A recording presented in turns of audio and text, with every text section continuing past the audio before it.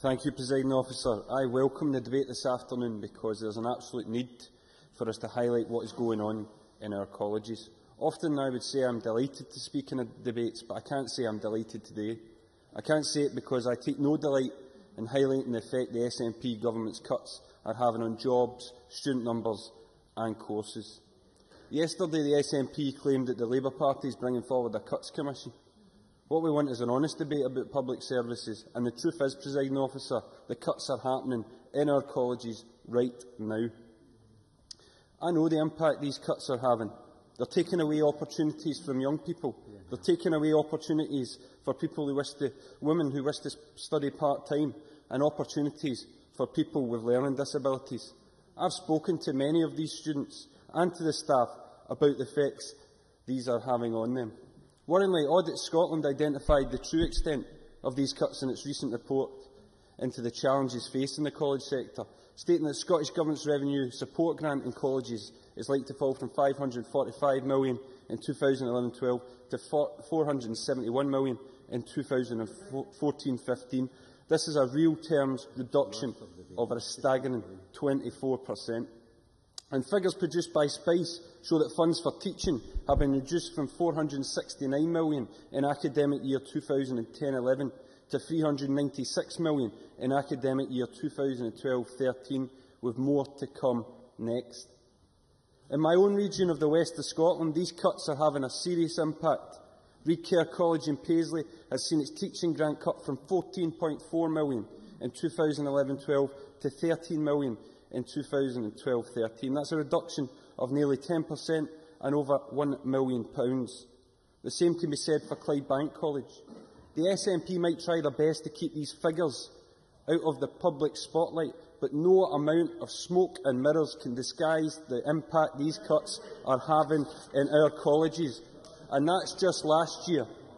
There are more cuts on their way. Would you like to give an answer? Mark MacDonald. Well, in the spirit of the honest debate that Mr Ruby claims to want, he will know that in order to increase funding in colleges from within a fixed budget, he must therefore reduce funding elsewhere.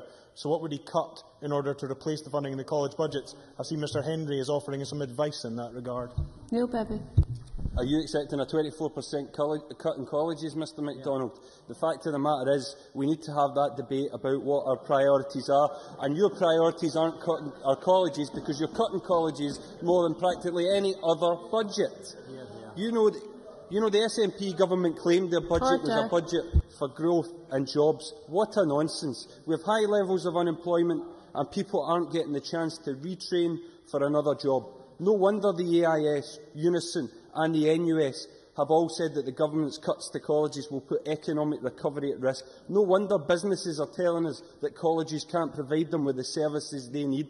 It's not because colleges are incapable, but because of the severe cuts they are having to deal with.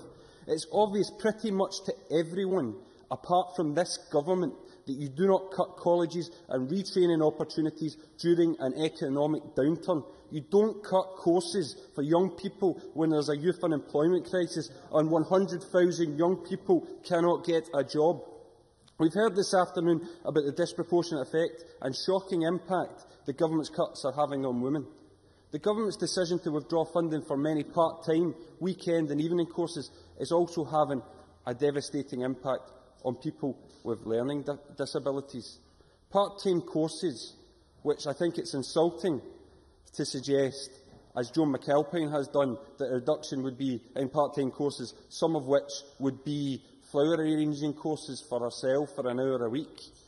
The fact of the matter is, we have a duty to protect and support the vulnerable. It is therefore shocking that research by the Scottish Consortium for Learning— I'll give way to Joan McAlpine. Joan McAlpine.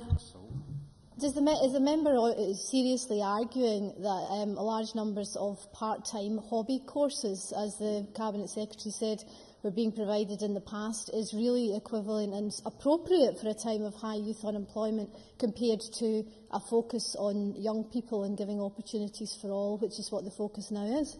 Neil Bibby. I don't think part-time courses for women that have been slashed, I don't think part-time courses for people with learning disabilities are hobby courses, and I think it's absolutely insulting to refer to it in that way.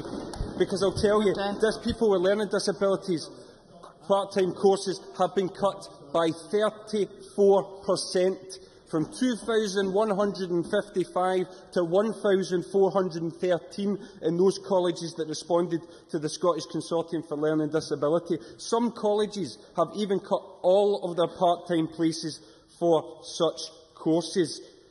The SCLD report also makes clear that many people with learning disabilities were given very little notice that their college place had been cut. College courses form an important part of the lives of many people with learning disabilities.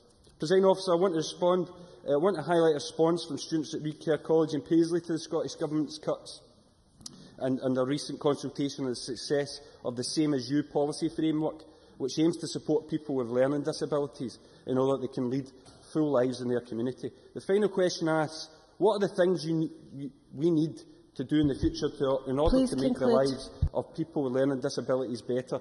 The response simply says, bring back more college places, more courses and more staff. It's about time the Cabinet Secretary and his government started listening.